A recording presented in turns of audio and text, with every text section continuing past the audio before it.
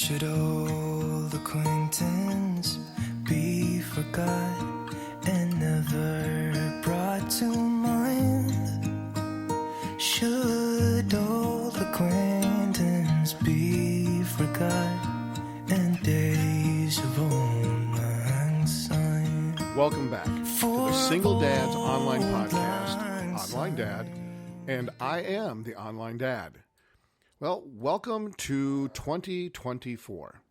It has been a crazy 2023, and now we're in 2024, and I'm not sure how your holidays went with you, but this time of year, I usually do a podcast about looking towards the new year. Looking towards a new year with your children, the relationship with your children, another year being a single parent or a single dad. At the end of every year, we tend to reflect back on those personal events that happened to us. We tend to think more of the negative events than the positive. If you think back to like COVID in 2020, where our lifestyles and routines were turned upside down, even the holidays, which were supposed to be a positive event, were marred with the shelter in place, loved ones who passed away, whether it be from COVID or something else, deployed, perhaps even incarcerated. Maybe there was an issue with the holiday visitation schedule that implied competition to make your holiday as special, if not more, than your ex's. Maybe you lost your job. Maybe there's some additional money problems that cast a huge cloud on your holiday. Perhaps you were even in court just simply trying to see your children. If the holiday did not or has not been what you hoped, New Year's gives a renewed reason for hope. I don't know how that tradition started, but there's just something refreshing about it's gone, the year is over, and we got a new year and a fresh perspective. So that New Year's Day symbolizes a fresh start, a do-over, so to speak. It is time to look at your choices, good and bad, figure out how to make next year better. For a single dad, that can be easier said than done. So what I did is compiled a short list to help you look at your new year with your children from a different perspective or with a more positive attitude. And these steps, every family dynamic is different. So these suggestions may or may not work depending on the dynamic of your family. My suggestion is don't try and use all of them. Maybe pick one or two. Maybe you're already doing some of these things. However you want to do it, the whole idea is to try and be a better parent. I don't care whether you are a single dad or you are in what they call a traditional household where you have two parents in one household versus two households with two parents. It doesn't matter. No parenting style is perfect. I don't care how many books you read. I don't care how many podcasts you listen to. I don't care how many videos you watch. There's no perfect parenting at all. We are human beings. We make mistakes. So our goal is to try and minimize that, but don't ever think that you're going to, pull off this perfect Martha Stewart style parenting technique. I'm 59 years old. My children are adults, and I lost track of how many mistakes I made. Lost track. And a lot of the stuff I do with my website and with these podcasts that I do is because I learned it the hard way. So let's go for that list. Number one, your children love you unconditionally. Period. End of sentence. Many times in our own perceptions of how we should raise our kids, how we should show them that you love them, that often will set you up for failure. So just remember to love them as they love you, unconditionally. Number two, resolutions are made to be broken. I can't even begin to tell you how many New Year's resolutions I made and never kept. So let's call it a New Year's goal and make that goal obtainable. Always focus on one realistic way to be a better parent. There might be multiple ways. Pick one. And it does not have to involve money or taking your kids somewhere. I mean, if that's your goal, then so be it. But you don't have to think, okay, I got to take them on a vacation. How am I going to pull this off? So it doesn't have to involve money. It doesn't have to involve taking your children somewhere. Number three, make time to contact your kids each day. Even if it's just to say hi or say I love you, even if they don't respond or they don't return the call, don't stop doing it. Number four, Make sure your parenting skills are consistent and appropriate. Even if you feel the other parent is not as strict, as long as your children are not neglected, stay the course, your course. And even though at the time it may look like your children like being with your ex more than they like being with you because you have parenting, restrictions, rules that the other does not have. Kids need boundaries, children need boundaries, and remember, you are their parent first, you are their friend second, and the whole idea of raising our children in a loving household is also preparing our children for adulthood. So you take those negative things that happen, whether it's a bad grade, or making them do chores, or there's consequences or accountability for their actions.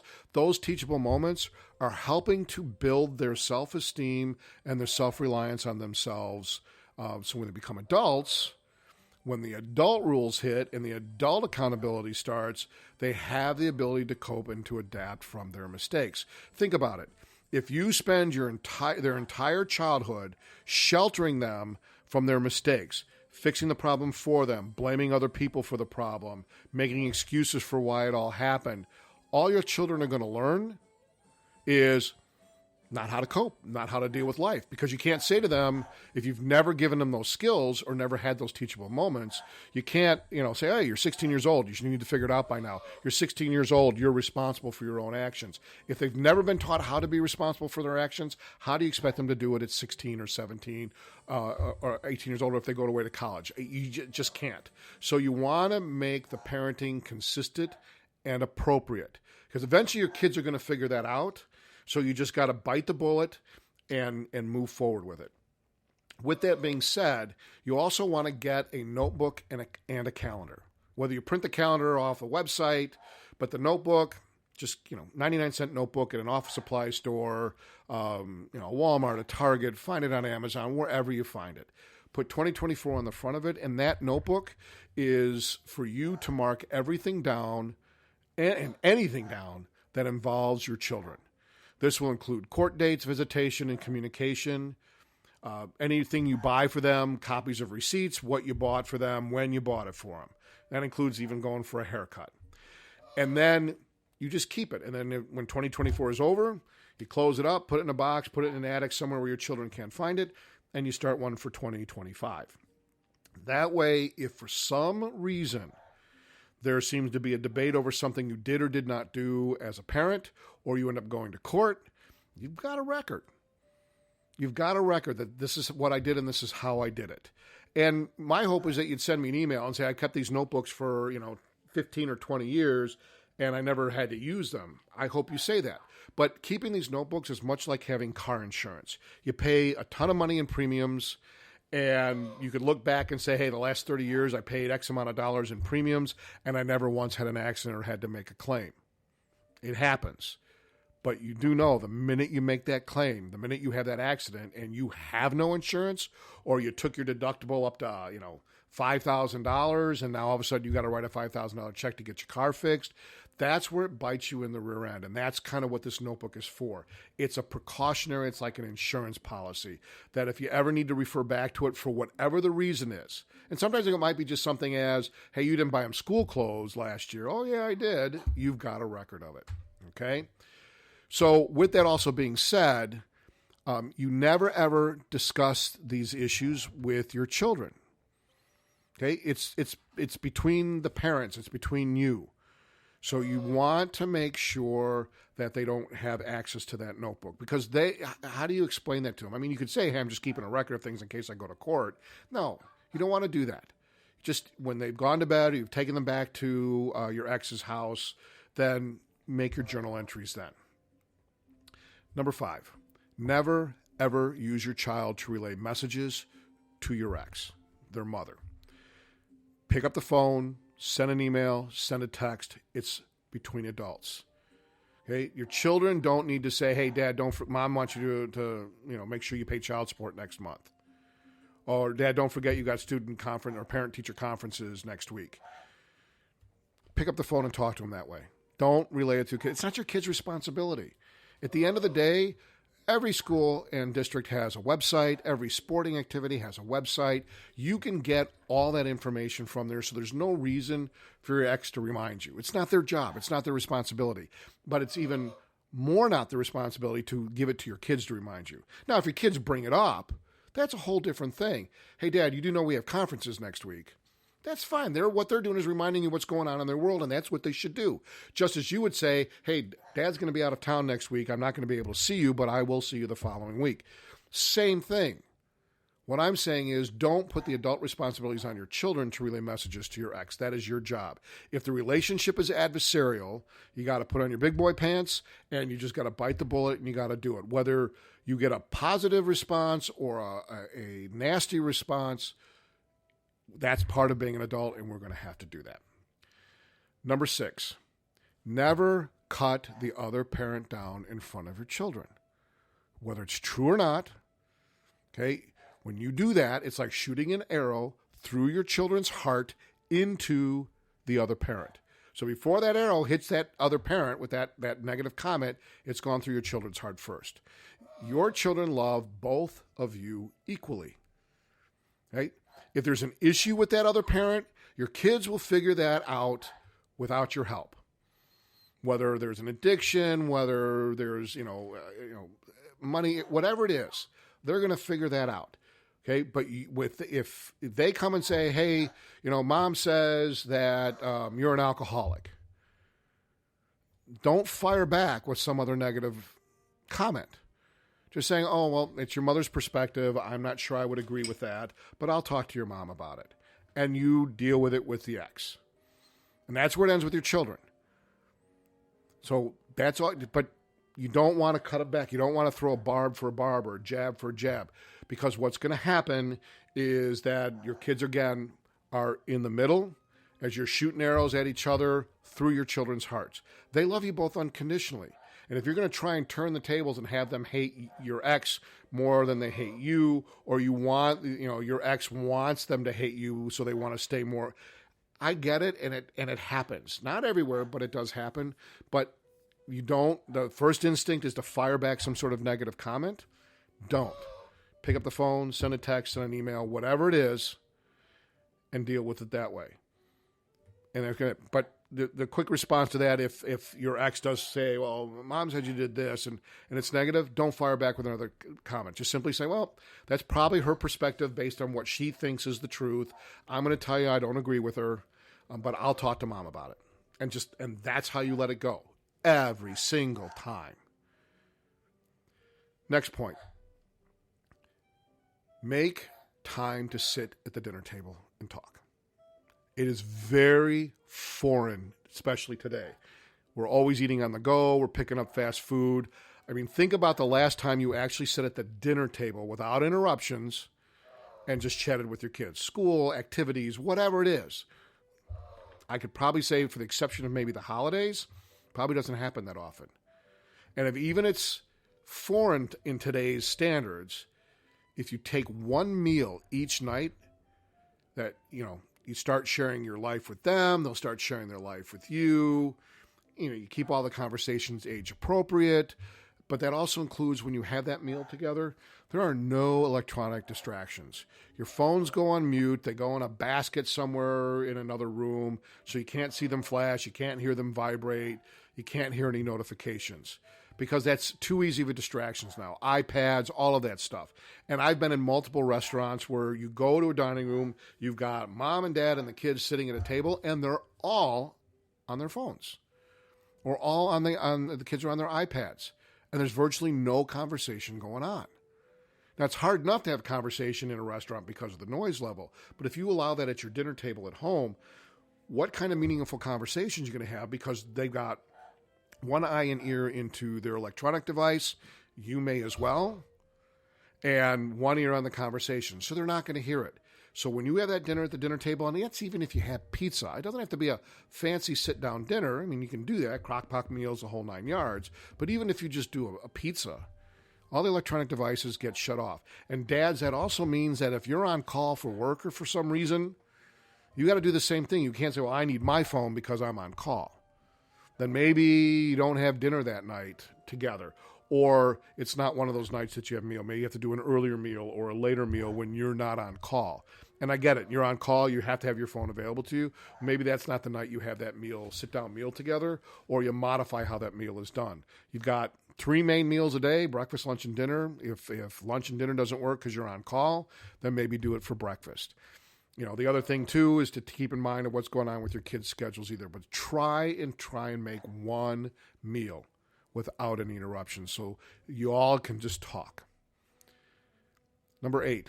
If you've not seen your children in a while, you need to start slow. You cannot make yourself instant dad by just showing up. You've busted that trust by either not coming. For whatever the reason you didn't come over, whatever the reason is, work-related, it was too hard for you to do it, maybe there was, the court said you couldn't see your children. Whatever the reason is, if you're going to get back in their life, you have to start slow. Sometimes it's a little easier to make it work when they're younger. When they're older, it becomes much harder. So just understand that, you haven't really communicated a lot in a while, or you haven't talked to them in a while, or haven't seen them in a while, and all of a sudden you've got time on your hands, or you're trying to do it. To become insta-dad doesn't always work the way you want it. So you do it slowly. Trust is earned.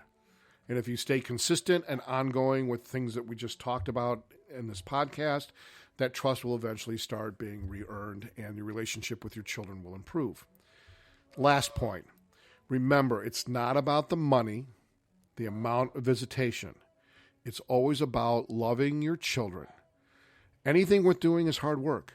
Think about it. Anything you do is worth doing is hard work. Maintaining your house, raising your children, going to school, going to work, whatever it is, it's hard work. It's worth doing.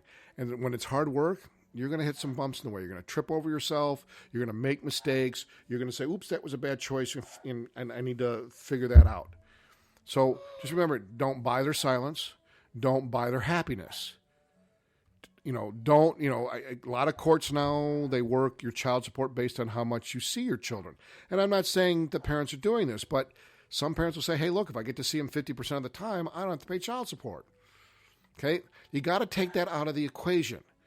Hey, there were times with my son and his mom where it was my weekend to have them, but there was some sort of family gathering, whatever that means, a birthday, anniversary, picnic, maybe it was a family vacation, and it's my weekend to have them.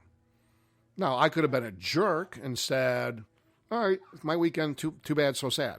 It's my weekend, I can have them. It's mine, it's not my problem. Or you can say to your ex, you know what, that's fine, can we swap weekends? I have found that to work out pretty well. And there are going to be times that maybe your kids just need to stay in their primary home for that weekend because they're burnt out. And they may say, hey, Dad, do you mind if I just stay home this weekend? And I'll see you next weekend? Or I'll see you the following weekend? Yeah, it hurts. It hurts a lot. But you know what? You got to remember, think about the last time that you wanted to go out with some friends and you ended up not going because you just didn't have it in you to do it. It's the same thing here. Sometimes they just need to recharge their batteries. So don't think that you have to have as much visitation as you can and buying them whatever they want. It's that quality time of loving your children and the hard work that it goes to doing that. And there's a lot of compromise when you're doing that. A lot of compromise. And even if you were in a traditional relationship with, 2 parents, 1 household, you're still filled with compromise. It's the same thing here. So look at the big picture. And yes, it's okay to be disappointed. You're going to be disappointed, but it doesn't mean you have to overcompensate or entitlement. On paper, legally, there's a lot of things you could say you're entitled to with your children. I get it. I understand it. That's why the law is there.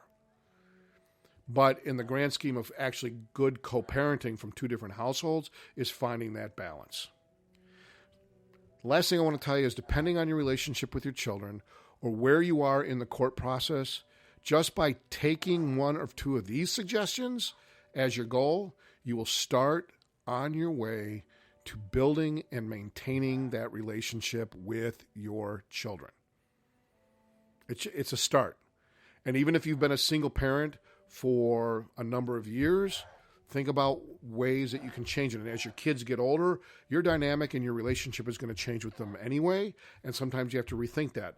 Younger children, everything is pretty much concrete. That light switch is on, the light switch is off.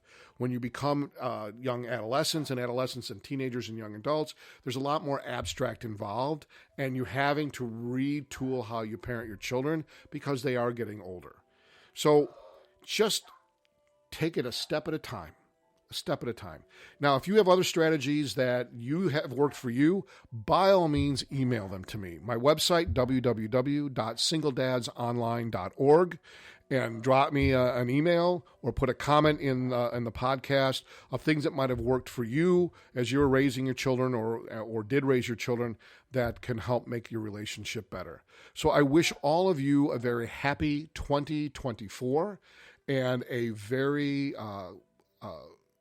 healthy, happy new year, both for yourself, your family, and most especially your children.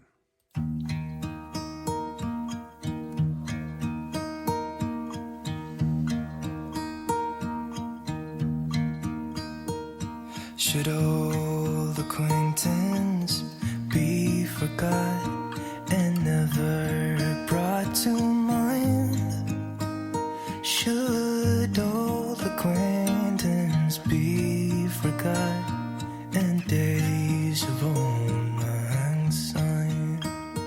For old lang syne, my dear, for old lang syne, we'll talk a cup